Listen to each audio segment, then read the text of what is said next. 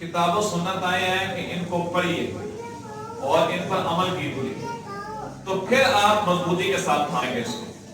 حضرت عبداللہ ابن عباس رضی اللہ عنہ فرمایا کرتے تھے کہ جو بندہ اللہ کی کتاب کو تھام لے گا اور جو کچھ اس کتاب کے اندر بیان ہوا ہے اس پر عمل کر لے گا، لا یضل فی الدنیا ولا یشقی فی الآخرہ، نہ دنیا میں گمراہ ہوگا نہ آخرت میں بدبخت ہوگا، دونوں جہانوں میں اس کو کامیابی مل جائے گا، اور اللہ کے نبی کی سنت اور احادیث کو تھام لے گا۔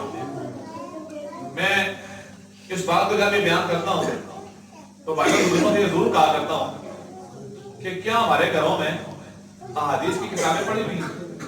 ہم نے وہ کتابیں خرید کے رکھی ہیں، ہم کہتے ہیں ہم بڑے پکے مسلمان ہیں، پکے مومن ہیں۔ کیا ہمارے گھروں میں وہ احادیث کی کتابیں پڑھی ہیں؟ اور کیا ہم اپنے بچوں کو، اپنی بیوی کو، اپنے بہن بھائیوں کو بٹھا کر کے کبھی پڑھا اس کو؟ یہ پڑھنا چاہیے بچے، یہ بڑی ضروری بات ہے۔ دیکھیں یہ جب تک ہم اس معاملے میں سنجیدہ نہیں ہوں گے نا اس وقت تک کچھ بھی نہیں ہوگا۔ ہم کہتے ہیں ہمیں نبی علیہ السلام سے بڑی محبت ہے۔ میں اپنے آپ سے پوچھوں، آپ اپنے آپ سے پوچھیں، ہم نے اللہ کے نبی کی سیرت پر کتنی کتابیں پڑھی؟ ہم نے اللہ کے نبی کی سیرت پر کتنی کتابیں پڑھی؟ آپ علیہ السلام چلتے کیسے تھے، بولتے کیسے تھے، تعلقات کیسے تھے، مسکراتے کیسے تھے، رات سوتے کیسے تھے، جاگتے کیسے تھے، کھانا کیسے کھاتے تھے؟ یہ سیرت کی کتابوں میں ساری باتیں تو بیان ہوئی ہیں۔ آپ علیہ السلام کے ایک ایک ادا کو بیان کیا گیا ہے۔ محبت بڑی ہے لیکن اس محبت کی دلیل کیا ہے وہ میرے آپ کے پاس ہے۔ اس لیے ہم ان کتابوں کو اپنے گھروں میں خرید کر رکھیں اور اپنے آپ کو ان چیزوں سے منور کریں۔ ایک بات مجھے ذہن یاد آ گئی، امام ترمذی رحمۃ اللہ علیہ کی کتاب ہے جامع ترمذی، ترمذی شریف لوگ کے نام سے لوگ اسے جانتے ہیں، احادیث کا مجموعہ ہے۔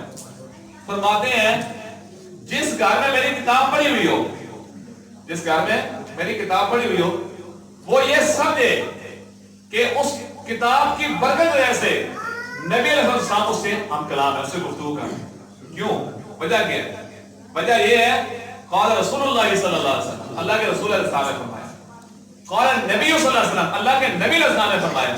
تو اللہ رب العالمین کی برکت سے، اللہ کی رحمت سے، اللہ کی توفیق سے ہم نبی علیہ السلام کی باتیں سن رہے ہیں، گویا کہ ہم کلام ہیں۔ تو یہ برکتیں ہیں چیزوں میں، ان چیزوں کو اپنے گھروں میں رکھیں اور تھوڑا تھوڑا کر کے اس کو پڑھیے، خود بھی پڑھیے، خود بھی سمجھیے۔ جہاں پہ کوئی چیز مشکل ہو اپنے مسجد کے امام صاحب کے پاس آ جائیں اور اس مسئلے کو سمجھیے اور پھر اس کو آگے بڑھائیں۔ اللہ مجھے آپ کو توفیق عطا فرمائے۔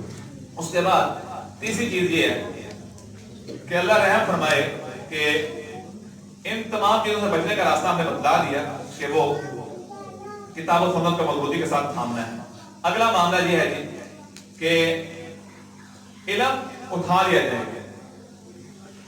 جب فتنے آئیں گے علم اٹھ جائے گا، اور جب علم اٹھے گا تو اللہ رحم فرمائے ہر طرف جہالت عام ہو جائے گی۔ حدیث پاک کا ترجمہ سن لیجیے۔ نبی علیہ السلام کا ارشاد مبارک ہے کہ اللہ علم کو اس طرح اٹھائے گا کہ اللہ اس کو بندوں کے دلوں سے چھین لے، کہ ایک بندہ صاحب علم تھا، صبح اٹھے تو سارا علم اس سے بھولا ہوا، ایسا نہیں ہوگا، بلکہ کیا ہوگا، رب العالمین علماء کو فوت کرتے ہیں، کثرت کے ساتھ علماء اس معاشرے سے اٹھا لیے جائیں، اور جو زیادہ جائے گا علم کے خزانے ساتھ لے کے جاتا رہے گا، اور ایک وقت آئے گا کہ جب علماء کثرت کے ساتھ فوت ہو جائیں گے تو کوئی عالم باقی نہیں رہے گا، تو لوگ جاہلوں کو اپنا سردار بنا لیں گے، اور معاملہ یہ ہوگا ان سے سوالات کیے جائیں گے اور وہ بغیر علم کے جواب دیں گے، اس لیے خود بھی گمراہ ہوں گے اور دوسروں کو بھی گمراہ کریں گے۔ یہ اس فتنے کا ایک بہت بڑا اثر پڑے گا معاشرے پر۔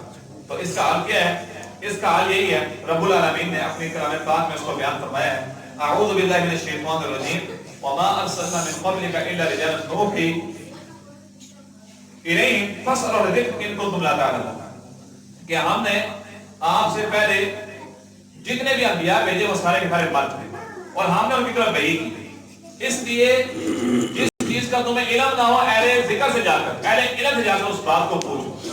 اس زمانے میں ایک مثال سمجھیں اور آخری گفتگو کریں، اس پر آپ اپنی بات کو ختم کریں، کہ